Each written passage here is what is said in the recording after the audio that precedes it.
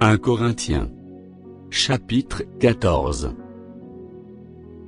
Recherchez la charité. Aspirez aussi aux dons spirituels, mais surtout à celui de prophétie. En effet, celui qui parle en langue ne parle pas aux hommes, mais à Dieu, car personne ne le comprend, et c'est en esprit qu'il dit des mystères. Celui qui prophétise, au contraire, parle aux hommes, les édifie, les exhorte, les console. Celui qui parle en langue s'édifie lui-même, celui qui prophétise édifie l'Église. Je désire que vous parliez tous en langue, mais encore plus que vous prophétisiez. Celui qui prophétise est plus grand que celui qui parle en langue, à moins que ce dernier n'interprète, pour que l'Église en reçoive de l'édification. Et maintenant, frères, de quelle utilité vous serais-je, si je venais à vous parler en langue, et si je ne vous parlais pas par révélation, ou par connaissance, ou par prophétie, ou par doctrine?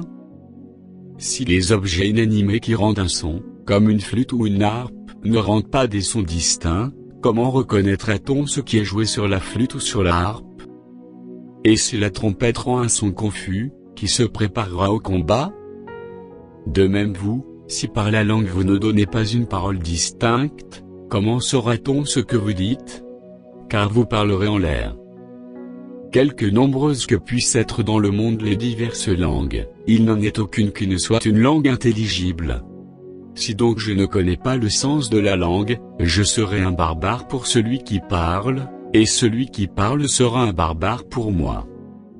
De même vous, puisque vous aspirez aux dons spirituels, que ce soit pour l'édification de l'Église, que vous cherchiez à en posséder abondamment. C'est pourquoi, que celui qui parle en langue, prie pour avoir le don d'interpréter. Car si je prie en langue, mon esprit est en prière, mais mon intelligence demeure stérile. Que faire donc? Je prierai par l'esprit, mais je prierai aussi avec l'intelligence, je chanterai par l'esprit, mais je chanterai aussi avec l'intelligence. Autrement, si tu rends grâce par l'esprit, comment celui qui est, dans les rangs de l'homme du peuple, répondra-t-il Amen à ton action de grâce, puisqu'il ne sait pas ce que tu dis? Tu rends, il est vrai, d'excellentes actions de grâce, mais l'autre n'est pas édifié. Je rends grâce à Dieu de ce que je parle en langue plus que vous tous. Mais, dans l'Église, j'aime mieux dire 5 paroles avec mon intelligence, afin d'instruire aussi les autres, que 10 000 paroles en langue.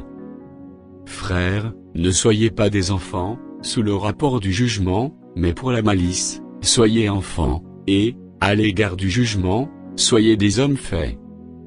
Il est écrit dans la loi, c'est par des hommes d'une autre langue, et par des lèvres d'étrangers, que je parlerai à ce peuple, et ils ne m'écouteront pas même ainsi, dit le Seigneur.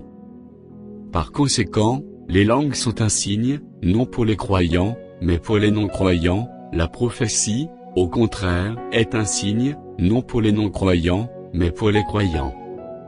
Si donc, dans une assemblée de l'Église entière, tous parlent en langue, et qu'il survienne des hommes du peuple ou des non-croyants, ne diront-ils pas que vous êtes fous?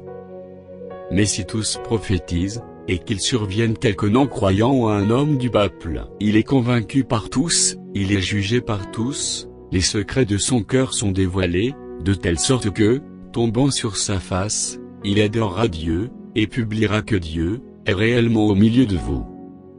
Que faire donc, frères? Lorsque vous vous assemblez, les uns ou les autres êtres parmi vous ont-ils un cantique, une instruction, une révélation, une langue, une interprétation, que tout se fasse pour l'édification? En est-il qui parle en langue, que 2 ou 3 ou plus parlent, chacun à son tour, et que quelqu'un interprète? S'il n'y a point d'interprète, qu'on se taise dans l'Église, et qu'on parle à soi-même et à Dieu. Pour ce qui est des prophètes, que 2 ou 3 parlent, et que les autres jugent. Et si un autre qui est assis a une révélation, que le premier se taise. Car vous pouvez tous prophétiser successivement, afin que tous soient instruits et que tous soient exhortés.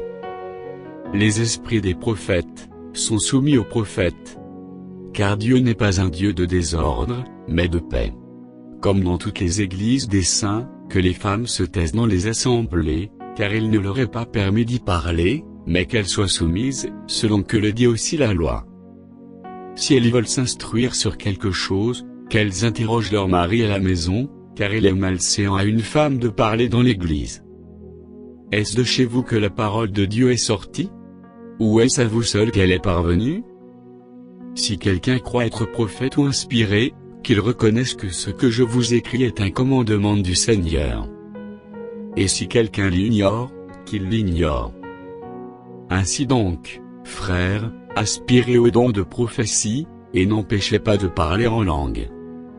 Mais que tout se fasse avec bienséance et avec ordre.